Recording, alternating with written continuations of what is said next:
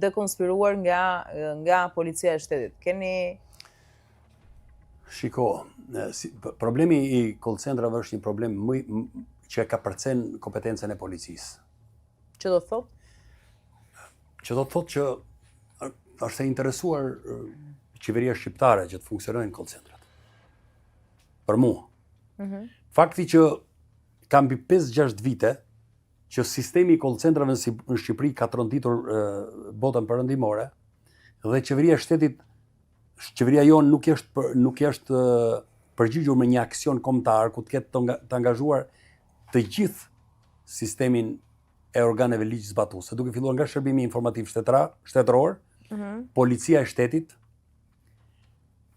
Agjencia e Inteligjencës Financiare, tatimet dhe gjithë që të mos si harrojmë në njëri. Dhe këtë task force, ose këtë lëkundje, ose këtë tronditje, e bën o presidenti i Republikës, o kryeministri i Shqipërisë. Por indicjen du ta jap kryeministri i Shqipërisë për të mbledhur, qoftë edhe shërbimi informativ shtetëror, se themi ne ka kompetencë fali presidenti për ta mbledhur Këshillin e Sigurisë Kombëtare.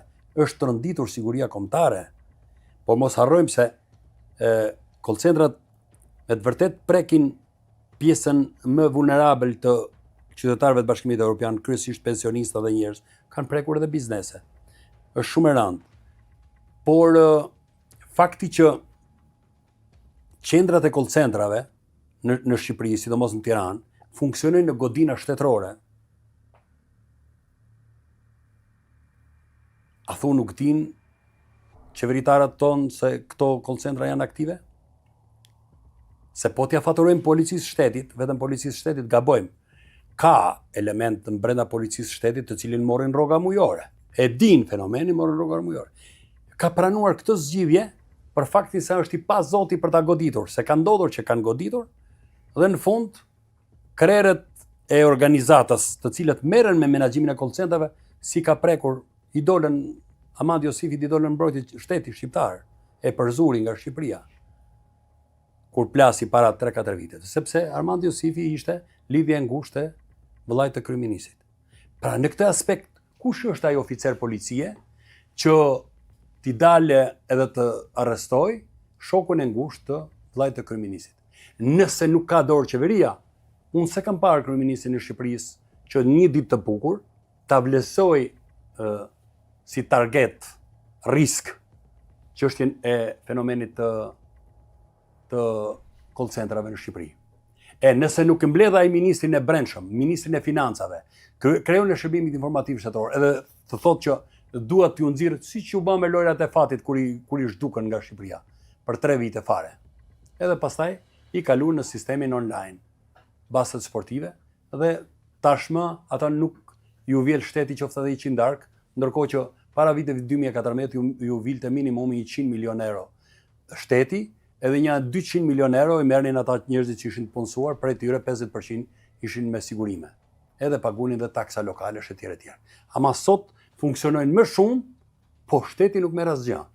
E njëjta gjë është mbledhur qeveria shqiptare ndonjëherë, siç nuk mblidhet për çështjen e parandalimit të ngjarjeve të rënda me risk nga fatkeqësitë e natyrës, për t'i parandaluar.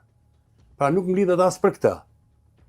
Dhe ku nuk mblidhen dhe ku nuk e përcakton një prioritet të qeverisë për të goditur informalitetin në call centrat, e të cilat kanë pasoja për qytetarët evropian, e ku nuk mblidhet kjo qeveri dhe Këshilli i Sigurisë Kombëtare kur përmbytet gjithë Shqipëria dhe kur nuk ju intereson të paguajë 1 lek për të bërë një prit, po duhen të paguajnë 7, raporti 1/7, siç e ka formula e ardhë botërore. Kjo tregon që qeverisë i intereson nesër që atë 7 fishin e atyre në parandalim i duhet për t'i bërë tendra, edhe për t'i glabruar, për t'i vjedhur.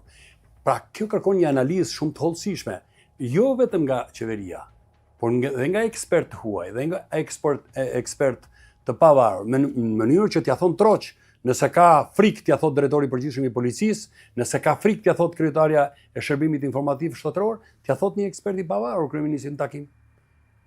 Ne kemi parë sa herë mbledhje me qeverinë që kryeministrin edhe kreun e opozitës, njerëzit e pavarur i vënë në pozita të vështira, sepse va thon troq ku qalon problemi.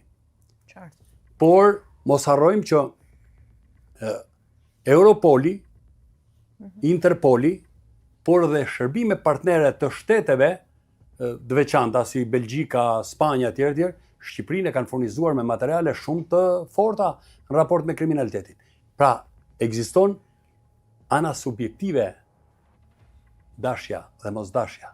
Në këtë rast është mosdashja e qeverisë shqiptare për ta luftuar fenomenin. Se policinë po e vurën rresht.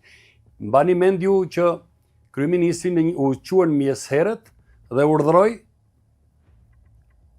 400 policë, më shumë se 400 policë e forca speciale, mbi 30 eskavatorë dhe makinat ushtrisë dhe shkuan për të prish 10 shtëpiza prej drurin theth. Ndërkohë, kur ndodhi përmbytja, ministri i mbrojtjes shkoi me 23 forcat e emergjencave civile dhe me 2 pompa. Pa kush prevalon? Prevalon prishja e shtëpizave në theth apo prevalon parandalimi i përmbytjes së gjysmës Durrësit? Kjo është serioziteti dhe mos serioziteti i vlerësimit të situatës. E bëra model krahasues dhe kërkoj ndjesë. Në fund nuk ka problem. Unë falenderoj shumë që të kisha në studio, si gjithmonë. Edhe unë ju falenderoj. Faleminderit të nderuar miq që na ndoqët, pa shoqëri